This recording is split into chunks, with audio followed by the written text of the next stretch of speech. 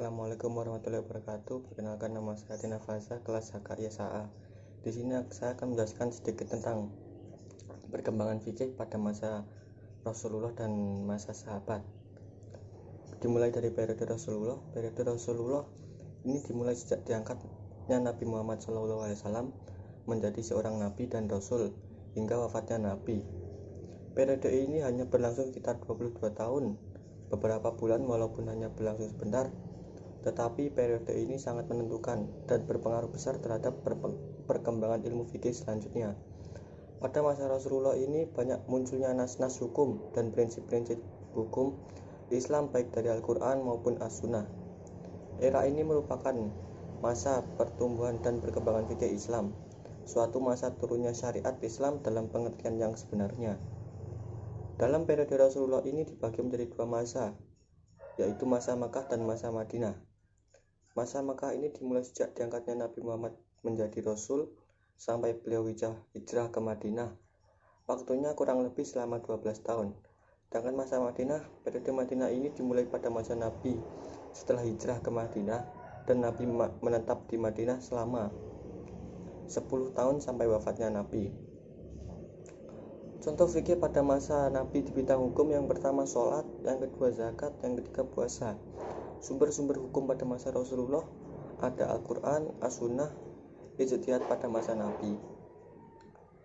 Yang kedua membahas tentang periode sahabat.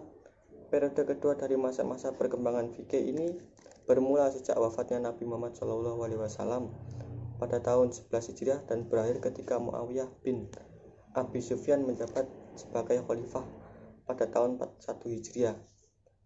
Pada periode ini hiduplah sahabat-sahabat Nabi terkemuka yang mengibarkan bendera dakwah Islam setelah wafatnya Nabi. Pada masa ini Islam sudah meluas yang mengakibatkan adanya masalah-masalah baru yang timbul. Oleh karena itu tidak mengherankan apabila pada periode sahabat ini pada bidang hukum ditandai dengan penafsiran para sahabat dan ijtihad dalam kasus-kasus yang tidak ada nasnya. Di samping itu juga terjadi hal-hal yang tidak menguntungkan, yaitu perpecahan masyarakat Islam menjadi beberapa kelompok yang bertentangan secara tajam.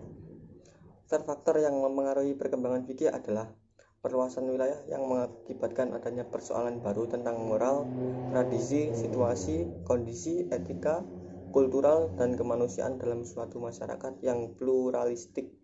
Faktor tersebut adalah faktor yang terpenting yang mempengaruhi perkembangan fikih. Sumber hukum pada masa sahabat: yang pertama Al-Quran sebagai dasar agama, kemudian merujuk pada sunnah Nabi. Jika dari kedua warisan itu tidak ditemukan ketentuan hukumnya, maka bermusyawarah untuk membicarakan persoalan itu, dan bila terjadi kesepakatan barulah diputuskan hukum dari persoalan yang mereka hadapi, yang kemudian dikenal dengan ijma'.